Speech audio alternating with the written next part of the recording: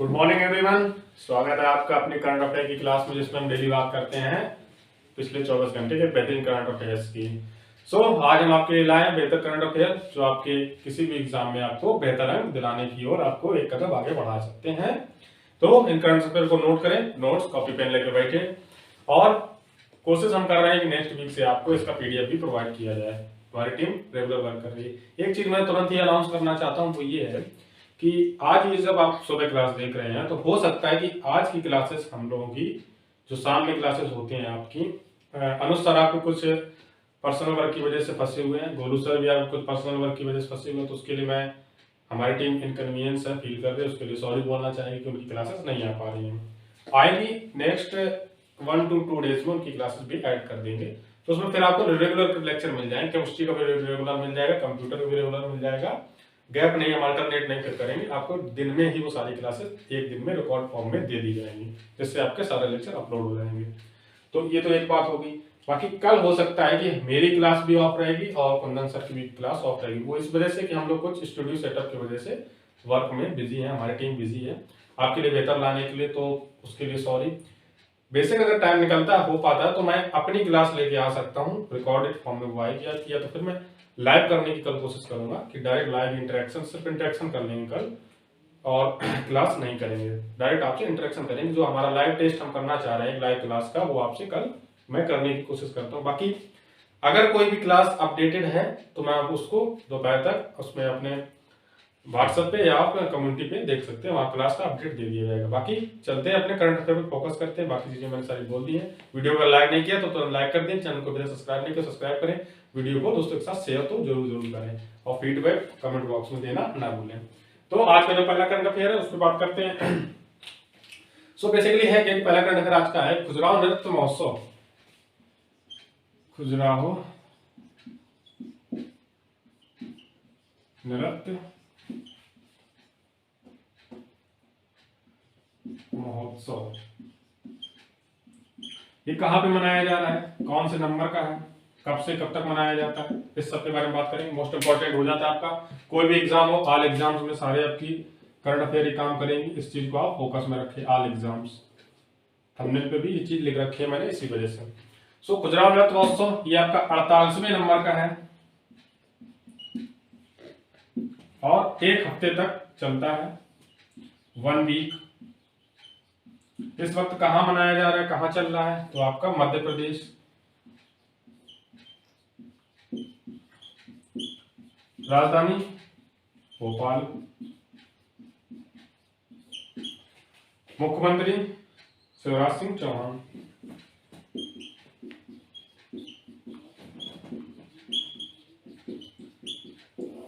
ये चीज होगी आपकी, नोट कर लें। 48वें नंबर का है, 1 वीक तक चलता है, मध्य प्रदेश में मनाया जा रहा है खजुराहो महोत्सव। खजुराहो की जो गुफाएं होती है वहां पे इस चीज को मनाया गया है। कब तक चलेगा, तो ये आपका चलेगा 26 फरवरी तक, टिल 26 फरवरी, 1 वीक तक वहां चलेगा।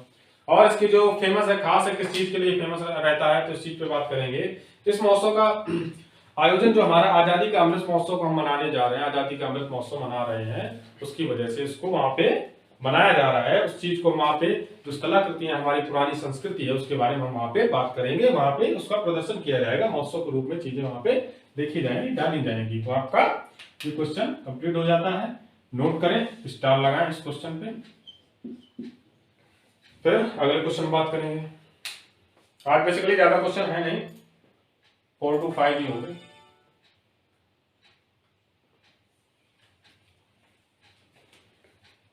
नेक्स्ट क्वेश्चन पर बात करते हैं, नोट कर लिया होगा आपने।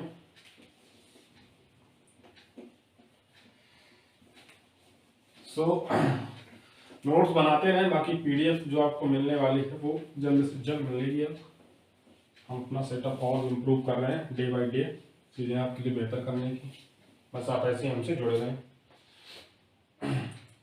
तो बेसिकली आपका जो नेक्स्ट हो जाता है उसमें ये है कि जेंडर गैप, ये क्या है। जेंडर कैंप बेसिकली होता है, जैसे ऑर्केस्ट्रा बार्स होते हैं या फिर क्लब वगैरह हैं, उन सब चीजों में जो वहाँ पे जेंडर कैंप होता है कि अब अगर आप बार या क्लब में जा रहे हैं तो वहाँ पे अगर बॉय है तो उसके साथ एक गर्ल होना जरूरी है, तो इसको जेंडर कैंप बोला जाता है कि दो अगर होंगे, कपल्स होंगे, तो ही वहां पे एंट्री दी जाएगी। तो सुप्रीम कोर्ट ने मतलब आदेश दिया इस चीज पे कि अब ये चीज लॉजिकली अलाउड नहीं है। मतलब इंडिपेंडेंस जो आर्टिकल आपका होता है, आर्टिकल 40, आर्टिकल 50, आर्टिकल 21 में जब हम बात करते हैं कि अगर आजादी है सबको कॉन्स्टिट्यूशन के हिसाब से, तो अगर कोई क्लब जा रहा है तो लड़का भी जा सकता है, लड़की भी जा सकती है। इसमें कोई जेंडर वाइज की बात है नहीं कि अब अगर लड़का जा रहा है तो अकेले एंट्री नहीं दी जाएगी, लड़की जा रही अकेले एंट्री। तो सुप्रीम कोर्ट ने इस चीज पर रोक लगा दी है और महाराष्ट्र में अब ये चीज वहां पे खत्म कर दी गई। महाराष्ट्र में अब ये चीज लागू नहीं होगी और इसको पूरे देश में भी लागू करने के लिए बोला है किसने? सुप्रीम कोर्ट ने।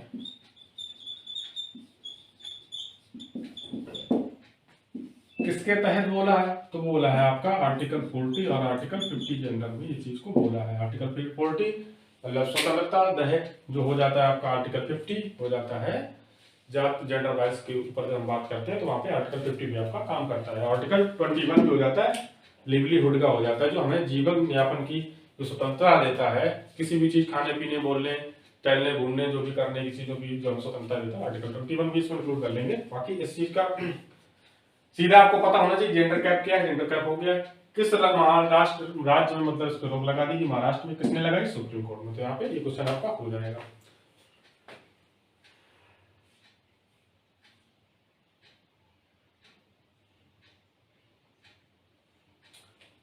नेक्स्ट आ जाते हैं क्वेश्चन जो है हमारा,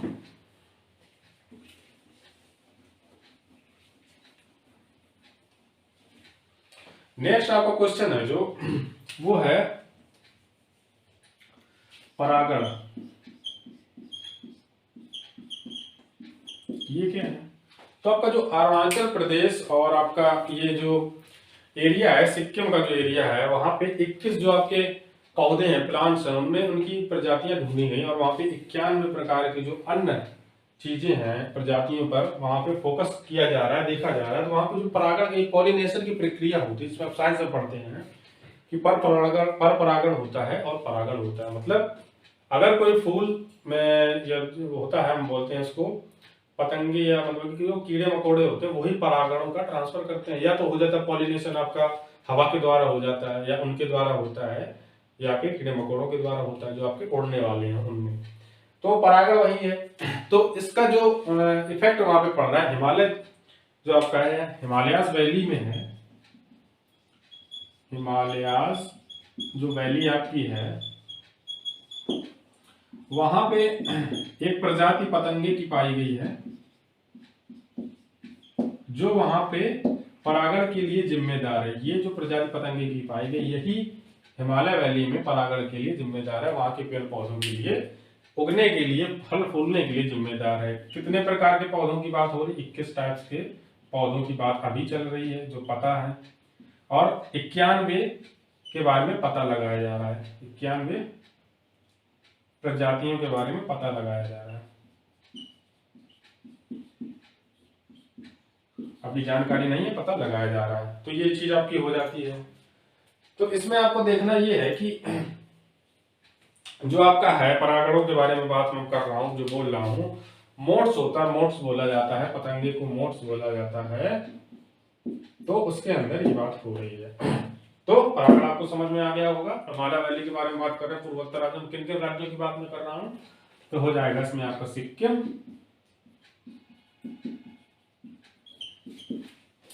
और आपका अरुणाचल प्रदेश। मतलब किस जगह का एरिया? मीन्स आपका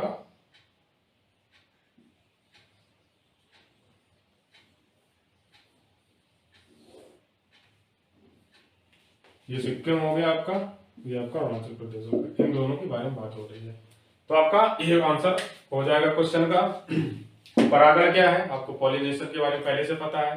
तो हिमालय वैली में जो पॉलिनेशन के लिए जिम्मेदार है जो पतंगा, उसके बारे में बात हो रही है। इसकी प्रजातियों के बारे में बात कर रहे हैं, क्या प्रकार के वहां पौधे जो पाए, किस प्रकार के पौधों के लिए ये पतंगे जिम्मेदार है कि वो वहां पे पौधे उग पा रहे हैं, वो फल फूल पा रहे हैं।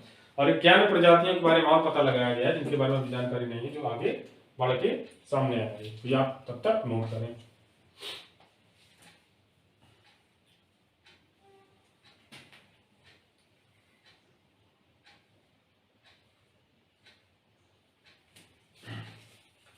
यहाँ पे 91 प्रजातियां जो आपकी बोली नहीं है, वो पतंगे के बारे में ही बोली नहीं है।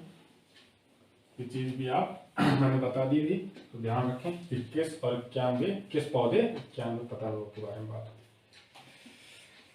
सो नेक्स्ट क्वेश्चन, नेक्स्ट आपका क्वेश्चन है जीएमआरटी, ये किस राज्य में स्थित है।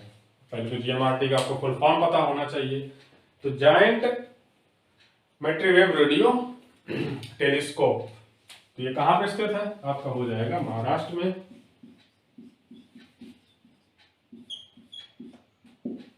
क्या बोला जाता है इसको, जायंट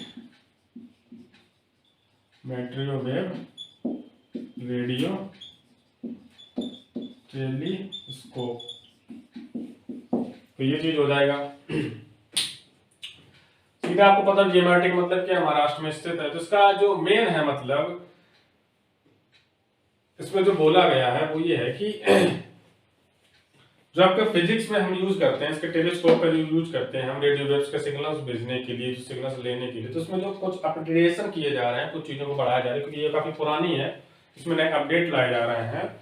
और जो प्रयोग परवलय रेडियो दूरबीन होती है आपकी, रेडियो दूरबीन के रूप में इसको यूज किया जाता है। जो हमारा आकाशवाणी का आयोजन होता है, मतलब जो हमारा आकाशवाणी चलता है, तो उसकी जो रेडियो वेव्स की फ्रीक्वेंसी या बाकी चीजें हैं, और उसका उसमें भी यूज किया जाता है कि हमको पहले से पता होता है कि कौन से रेडियो वेव से हम ये जानकारी लगा सकते हैं कि किस प्लेनेट में क्या चीजें हो रही हैं, वहां की आवाज, चीजों के बारे में काफी यूज होते हैं। साइंटिफिकली फिजिक्स में काफी यूज होते हैं। जायंट माइक्रोवेव रेडियो टेलीस्कोप जो आपकी कहाँ पे स्थित है, मेन आपको पता होना चाहिए, महाराष्ट्र में। डायरेक्ट क्वेश्चन आपका यही, और फेमस इसलिए इस टाइम है कि इसमें अपग्रेडेशन किए जा रहे हैं, काफी चीजें नई इंस्टॉल की जा रही है, इस वजह से फेमस है। तो पहले से ही उपलब्ध है ये इंडिया में, तो इसी वजह से आपसे डायरेक्ट क्वेश्चन पूछा जा सकता है जीएमआरटी कहाँ पे स्थित है, तो महाराष्ट्र में आपका आंसर हो जाएगा। तो इस चीज को डायरेक्ट नोट कर लें।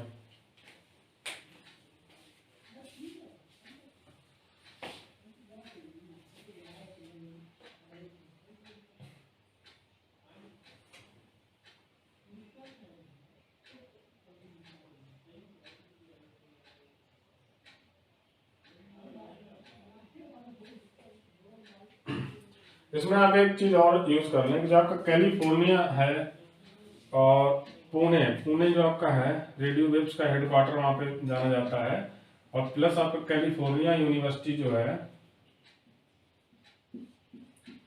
इन दोनों ने मिलके इस चीज को इंडिया में अपडेट करने, यूज करने की बात की है। तो ये चीज आप नोट कर लें।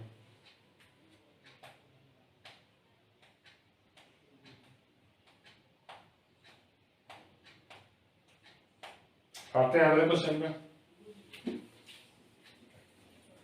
पुणे में जो आपका एनसीआर है, नेशनल साइंटिफिक एस्ट्रोनॉमी फिजिक्स जो आपका बोला जाता है, सेंटर जो है पुणे में है। बाकी कैलिफोर्निया का आपका बस्ट एजुकेशन का जो यूनिवर्स सेंटर है वहां पे है। तो आपका 2023 में की बात करेंगे हम, 2023 आईओसी मीटिंग या समिट, इसका आयोजन कहाँ होने वाला है, किस जगह होने वाला है, कौन सा देश इसका आयोजन करेगा। तो इसका आयोजन होने वाला है इंडिया में। कौन सा राज्य करेगा, तो आपका हो जाएगा मतलब महाराष्ट्र का मुंबई। आईओसी का फुल फॉर्म इंटरनेशनल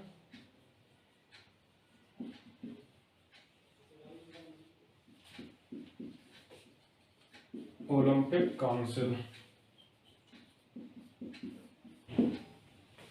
इसके जो मतलब सत्र होता है, इसकी जो मीटिंग होती है, इसी मीटिंग से ये डिसाइड किया जाता है कि अगले ओलंपिक्स कहाँ होने वाले हैं, कौन से ओलंपिक होने वाले हैं। तो इस मीटिंग में जो 2023 की मीटिंग है उसकी मेजबानी भारत करेगा, मुंबई में होगा इसका। तो इसमें 2030 के जो विंटर ओलंपिक्स हैं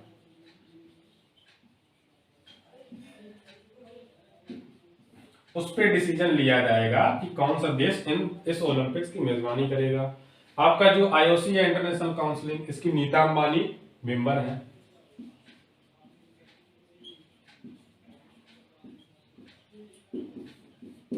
स्पोर्ट्स की तरफ से नीता अंबानी इंडिया की तरफ से इस इंटरनेशनल ओलंपिक काउंसिल की मेंबर रह चुकी हैं, मेंबर हैं, अभी भी हैं। तो इसका ये कौन सा सत्र है और इंडिया को कितने वर्षों बाद, किस सन के बाद, मतलब कितने सालों के बाद इस चीज का दोबारा मौका मिला है? तो इंडिया को 1983 के बाद ये फिर से मौका मिला है कि वो इस मीटिंग का, इस समिट का आयोजन करेगा भारत में। ये कौन से नंबर की मीटिंग है? तो ये आपकी 86वें नंबर की मीटिंग है। इतनी सारी चीजें आपको बता दी है। कमेंट बॉक्स में आपको बताना है कि आईओसी के इस टाइम हेड कौन है और इसकी स्थापना किस वर्ष हुई थी। कमेंट बॉक्स में जरूर करके बताएं। नोट करें तब तक। बाकी आपकी आज के जो इंपॉर्टेंट क्वेश्चन थे वो आपके हो चुके हैं, इसको नोट कर लें। मैं 1 से 2 सेकंड में तब तक पॉज लेता हूं।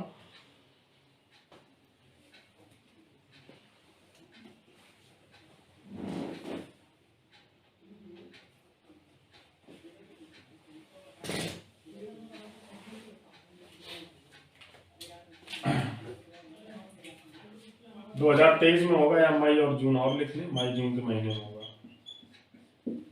ये वाला न्यू दिल्ली में हुआ था। एडिशनल जानकारी कोई जरूरी नहीं है, डायरेक्ट आपको पता होना चाहिए 2023 का जो आईओसी की मीटअप समिट होने वाली है कहाँ होगी, इंडिया मुंबई, ये पता होना चाहिए बस।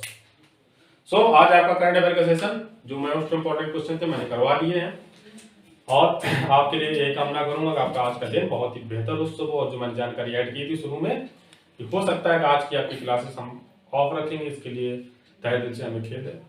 बाकी आपकी जो क्लासेस हैं, जो क्लासेस रह जाएंगी उसको हम अगले दिन डबल क्लासेस में ऐड कर देंगे, उसके लिए आपको परेशान होने की जरूरत नहीं है। हम सेटअप वाइज अगर इम्प्रूव कर लेंगे, ज्यादा कर लेंगे तो आपके लिए लाइव आ पाएंगे, उस चीज में मैं बिजी हूँ। और एज अ मैनेजमेंट जो चीजें होती हैं, यहाँ पे कुंदन सर है या मैं हूँ या अनुज सर है, तो थोड़ा जो टीम लोड वर्कलोड होता है वो ज्यादा बढ़ जाता है, तो एक व्यक्ति के ऊपर चीजें डिपेंडेंट नहीं कर सकते। तो उसमें मैं अगर अपनी क्लासेस कर रहा हूँ तो मुझे क्लासेस के लिए प्रिपेयर भी करना होता है, करंट अफेयर भी आपकी होती है, दिन में एक क्लास होती है उसके लिए प्रिपेयर करना होता है, बाकी लोगों की भी क्लासेस होती है तो उनको भी मुझे मैनेज करके देखना पड़ता है। तो इन सब चीज़ों की वजह से टाइम निकालना काफ़ी मुश्किल हो जाता है, इसलिए मैं तो ऑफ पे रहूँगा, कुंदन सर भी कल ऑफ पे रहेंगे मेरे साथ, तो हम दोनों लोग आपके लिए कुछ बेहतर करने की कोशिश कर रहे हैं इस वजह से। तो उस चीज़ को आप सपोर्ट करें हमारे लिए। बाकी आपका जो आपने सपोर्ट दिया, 1K का प्यार हम लोगों को दिया, उसका नोट हमारी टीम ने आज अपडेट किया है कम्युनिटी पे, उस पर जाएं, कमेंट करें, अपना प्यार दिखाएं और बाकी ऐसे ही हमारे चैनल को आगे बढ़ाते रहें। आपके लिए और भी बेहतर सरप्राइज 25 फरवरी को आने वाले हैं। आपको तब एहसास होगा, महसूस होगा कि हमने टीच मंत्रा को ज्वाइन करके कोई भी गलती नहीं की है। जो सुपर टेट का सिर्फ हम पे वो एक डाला जा रहा है कि सिर्फ हम सुपर टेट के लिए हमने ये चैनल स्टार्ट किया, टीचिंग एग्जाम्स को फोकस कर रहे हैं, ऐसा कुछ नहीं है। ये एक स्टार्ट था कि हमें एक स्टार्ट लेना था कि यहाँ से हम खड़े होकर कहाँ तक जा सकते हैं, तो वो स्टार्ट हमारे लिए ये एक सुपर टेट है। बाकी टीचिंग एग्जाम्स को मैं ही हैंडल करूंगा, जो चीजें हैं बाकी कुंदन सर आपका जो डिफेंसिव एग्जाम है, बाकी एग्जाम्स हैं, लेखपाल हो गया, उन सब चीजों को हैंडल करेंगे। बाकी हमारी टीम मैनेजमेंट है, अनुज सर भी अपने पास एक डिपार्टमेंट रख रहे हैं, वो भी हैंडल करेंगे। आपका जो बोर्ड्स एग्जाम है उस पर मैं अनाउंसमेंट आपको देने वाला हूँ, नितिन सर है आपके लिए, वो चीजें लाएंगे। तो बहुत सारी आपके लिए चीजें आने वाली हैं। सनुज सर भी आपके लिए बहुत मेहनत कर रहे हैं, यूपी टेट सी टेट के बैच है उनके द्वारा अनाउंस होंगे। बाकी हर चीज में मैं इन्वॉल्व रहूंगा, बाकी चीजें अपने अपने पर्टिकुलर स्टाफ की तरीके से चलती रहेंगी, सब अपने अपने मैनेजमेंट के हिसाब से चीजें चलाएंगे। तो ये आपको सब पता होना चाहिए, बताना चाहिए, जरूरी हो जाता है कि लोगों का रिस्पॉन्स थोड़ा कम होने लगता है क्लासेस की तरफ से। जैसे पिछली क्लासेस जो 2 दिन से हो रही, रिस्पॉन्स अच्छा है, 100 अबव इन 150 to 100 प्लस अब हम लोग व्यूज जाते हैं, 10 to 50 आवर्स का वॉच टाइम भी हम लोग पास आता है, तो इतना बहुत, इतना काफी है हम लोगों के लिए। हमारे पास अगर 100 बच्चे भी रहेंगे, 200 बच्चे भी रहेंगे, हमारे लिए बहुत है, क्योंकि हम ऑफलाइन भी आने वाले हैं, ऑफलाइन भी हैं, तो उसके लिए भी हमें देखना है। तो ऐसा नहीं है, स्टेबल है हम लोग, स्टेबल एकेडमी है, एज ए यूट्यूब चैनल कुछ नहीं है। अगर आप भी सोचते हैं as a YouTube channel start किया है तो ऐसा सोचने की कोई जरूरत नहीं है। अगर हम 10 लोग भी देखेंगे, 20 लोग भी देखेंगे तो उतनी मेहनत से पढ़ाएंगे, अगर 4 लोग भी देखेंगे तो उतनी मेहनत से पढ़ाएंगे। तो ये चीज आपको दिमाग में रखनी है। बाकी आपका दिन शुभ हो, यही मैं आशा करता हूँ। तब तक के लिए शाइनिंग ऑफ, गुड बाय।